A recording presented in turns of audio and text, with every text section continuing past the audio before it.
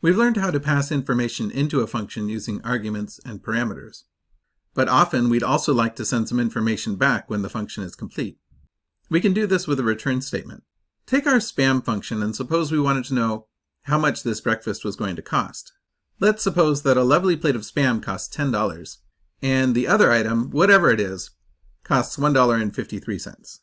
So when the spam function is complete, we may want to return the total cost of the breakfast. That would be the number of plates of spam times $10 plus $1.53 for the other item. Now back in the main function, we can capture that return value into a variable just by using the assignment operator. We'll say cost equals, and the rest of the function call remains the same. We can then use that variable to print out the total cost of the breakfast.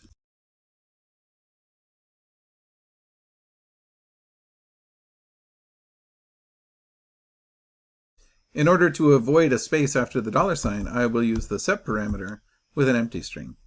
Let's run this. Fantastic! If we order 5 plates of spam, 1, 2, 3, 4, 5, then the total cost of our breakfast is $50 for the spam and $1.53 for the toast, or $51.53. We can use type hints for returns as well. After the closing parentheses, we'll add an ASCII arrow and the type of the return value. In this case, it would be float. And in the docstring, we should list the expected return. There's no variable associated with the return, so we just list the type of the return value, followed by a description.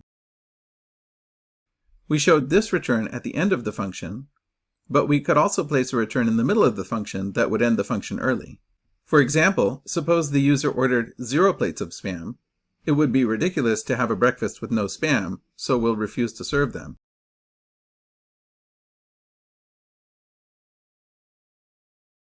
In this case, there's no cost for the breakfast, so we return 0, and then none of the other statements would be executed.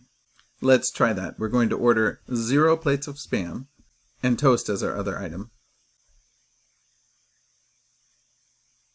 And we get the correct result.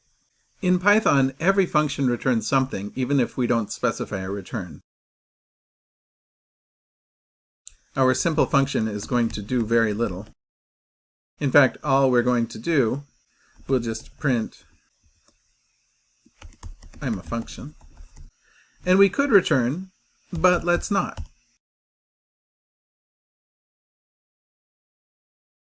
We'll capture the return value of the simple function and print out its type.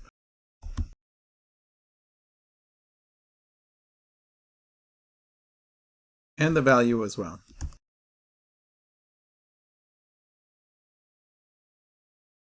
And let's see what we get. So the simple function ran. It doesn't have a return statement, but we captured the return value anyway, and we find out that it's class nonetype, and the value of the function's return is none.